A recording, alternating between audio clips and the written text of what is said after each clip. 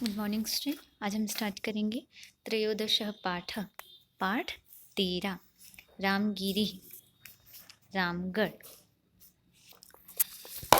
चलते हैं, हम पहले रीडिंग करते हैं एक पैराग्राफ की, उसके बाद अनुवाद करेंगे साथ ही साथ। छत्तीसगढ़ प्रदेशस्य उत्तरस्यां दिशि मुकुटमियु सरगुजामण्डलं स्थितम् अस्ति। रत्नगर्भः भूभागोऽयं वन्यशोभामपि धारयति। अत्र अनेकानि ऐतिहासिक पुरातात्विकस्थलानि सन्ति। तेषु अन्यतमं रामगिरी रामगढ़। छत्तीसगढ़ प्रदेश के उत्तर दिशा में मुकुट की तरह सरगुजा जिला स्थित है। भीतर मतलब अंदर रत्नों वाला यह भूभाग वन्य शोभा को भी धारण करता है। यहाँ अनेक ऐतिहासिक और पुरातात्विक स्थान हैं। उनमें एक रामगिरी रामगढ़ है। नेक्स्ट पैराग्राफ देखते हैं। इदं स्थानम् अंबिकापुरात् 45 किलोमीटर दूरे दक्षिणदिशि वर्तते। रामगढ़ पर्वते हस्तिपोलः, हाथीपोल, सीतावेङ्गरा, जोगीमाळा, लक्ष्मणवेङ्गरा इत्येतानि महत्वपूर्णस्थानानि सन्ति। इदं मतलब यह स्थान अंबिकापुर से 45 किलोमीटर दूर है। रामगढ़ पर्वत पर हस्तिपोल, जिसे हाथीपोल कहते हैं, सीतावेंगरा, जोगीमाड़ा मतलब माड़ा का अर्थ होता है गुफा, जोगियों के रहने की गुफा अर्थात जोगीमाड़ा, लक्ष्मणवेंगरा जिसे अतिथि कक्ष कहा जा रहा है यहाँ पर, इत्यादि महत्वपूर्ण स्थान है। नेक्स्ट पैराग्राफ देखते हैं। हस्तिपोलेति 180 मतलब 180 फुट परिमिता प्राकृतिक सुरंगिका अस्ति। अस्य अन्तर्भागे स्रोतः प्रवहति। अत्र एकं शीतलं जलकुण्डं वर्तते यत् सीताकुण्डमिति कथ्यते। अत्र श्रीरामः वनवासकाले किञ्चित् कालं न्यवसत्। विश्वकविः कालिदासः अत्र निवसन् मेघदूतम् इति काव्यस्य रचनां करोत्। तेन दूतकाव्ये सीतायाः स्नानेन अत्रत्यजलानि पुण्यानि तरवः स्निग्धछाया इति रामगिरेः वर्णनं कृतम्।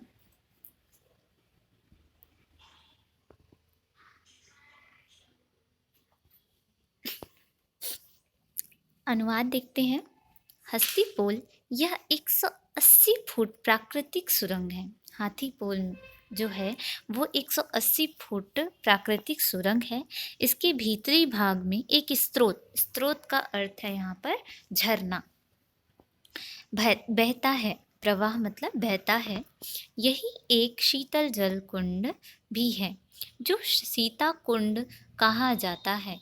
यही श्री राम वनवास काल के समय कुछ समय तक यहाँ पर निवास किए थे। विश्व कवि कालिदास यहीं रहते हुए मेघदूत महाकाव्य की रचना किए।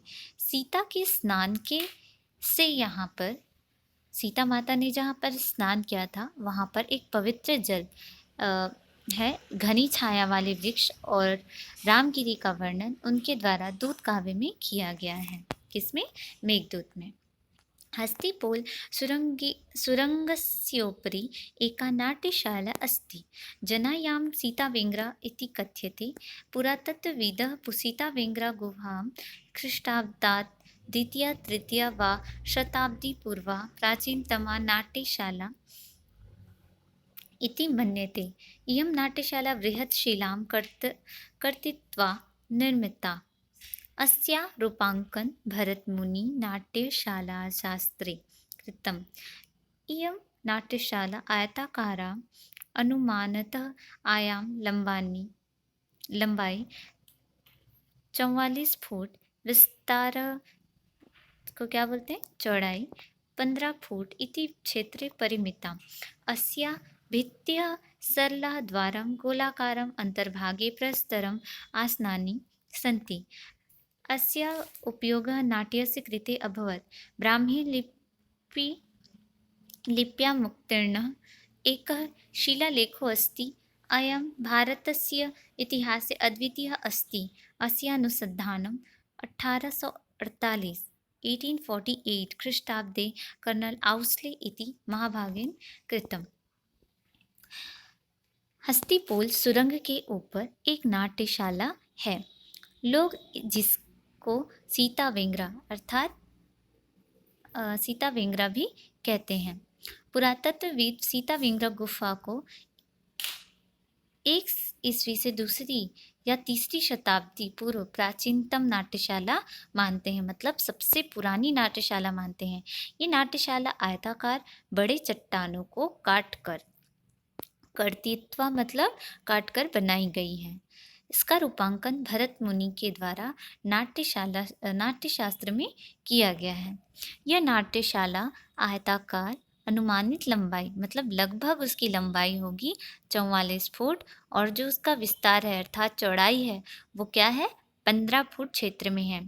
इसकी दीवारें सरल द्वार मतलब दरवाज़ा गोलाकार है। भीतरी भाग में पत्थर के आसन लगे हुए हैं। आसन मतलब बैठने के लिए। इसका उपयोग नाटक के लिए हुआ। ब्राह्मी लिपि में खुदा हुआ एक शिलालेख है। यह भारत के इतिहास में अद्वितीय है।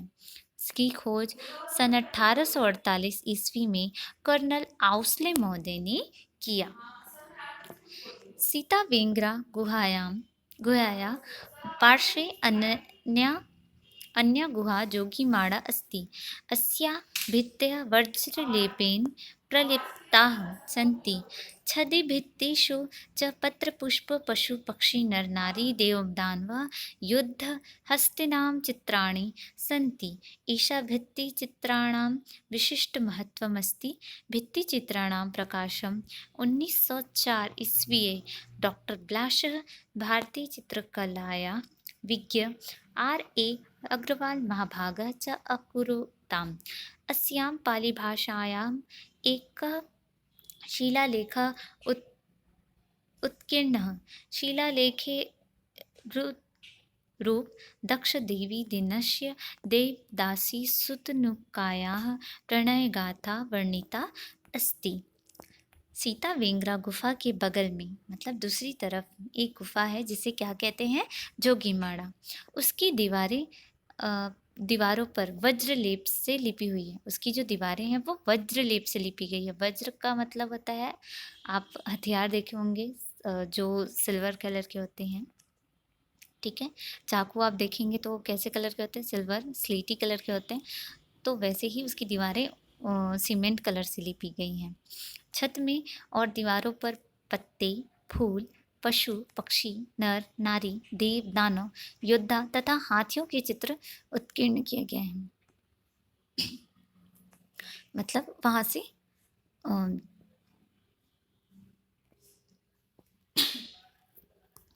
जो चित्र हैं वो इनके बनाए हुए हैं। इन दीवारों के चित्रों का विशेष महत्व है।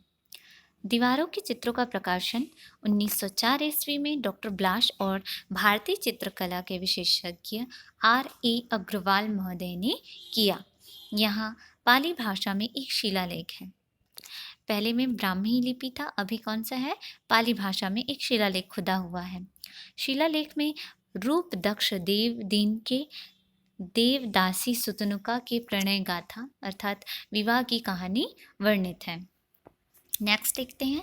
जोगीमाडा गुहाया अग्रभागे अपरा लक्ष्मणवेङ्गरा गुहा अस्ति। पर्वतस्योपरि एकं सिंहद्वारम् अस्ति। द्वारस्य प्रस्तरः बृहदाकारो अस्ति।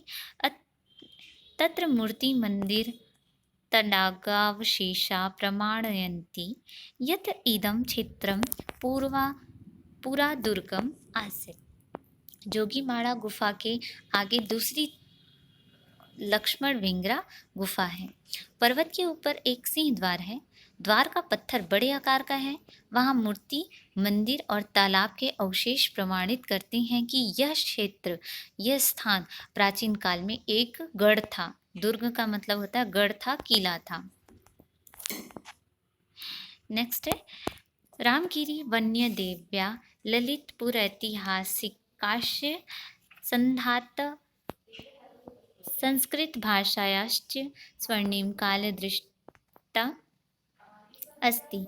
अत्र आषाढमासस्य प्रथमदिवसे छत्तीसगढ़संस्कृतअकादम्याः गरिमामयः सांस्कृतिककार्यक्रमः विचारगोष्ठी च आयोज्यन्ते। आयोजने संस्कृतभाषायाः विद्वांसः ऐतिहासिकविदः पुरातात्विकविदः जनान् उद्बोधयन्ति तर्कयन्ति विचारयन्ति अन्योन्यं यत् रामगिरी वन देवी ललितपुर इतिहास का धारण करने वाला और संस्कृत भाषा का स्वर्णिम काल दृष्टा है। यहाँ आषाढ़ माह के प्रथम दिन में छत्तीसगढ़ संस्कृत अकादमी का गरिमामय सांस्कृतिक कार्यक्रम और विचार गोष्ठी आयोजित किया जाता है।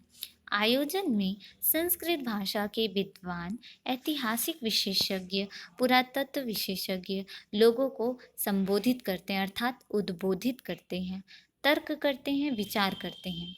यह रामगिरी अद्वितीय है। ठीक, तो आपने अगर रामगढ़ नहीं देखा है, रामगिरी नहीं देखी है, तो आप जा सकते हैं। और आपको पता है कि ये कहाँ है? छत्तीसगढ़ प्रदेश के उत्तर दिशा में मुकुट के समान स्थित है। ये अंबिकापुर से 45 किलोमीटर दूर है। ये बहुत ही ज़्यादा सुंदर है, ऐतिहासिक दृष्टि से बहुत अच्छा देखने योग्य है। और आपको पता होना चाहिए कि 26 जनवरी को जो परेड होती है दिल्ली में, वहाँ पर रामगढ़ का एक मॉडल बनाया गया था छत्तीसगढ़ की तरफ से, और वहाँ पर उसका परेड में शामिल हुआ था रामगढ़। तो ये भी बहुत इम्पॉर्टेंट है, बहुत अच्छी देखने की जगह है, तो आप भी जा सकते हैं देखने के लिए और अपने छत्तीसगढ़ के ऐतिहासिक स्थान को समझ सकते हैं कि ये कैसा है। ठीक है, ओके। देन आप इसके क्या करेंगे, शब्दार्थ एक बार अच्छे से रीड करेंगे। ओके, इसके साथ ही यहाँ पर संधि है, प्रत्यय है, समास है। इसकी मैं एक क्लास लूँगी तो आपको समझ में आ जाएगा। ठीक है, thank you students, have a nice day.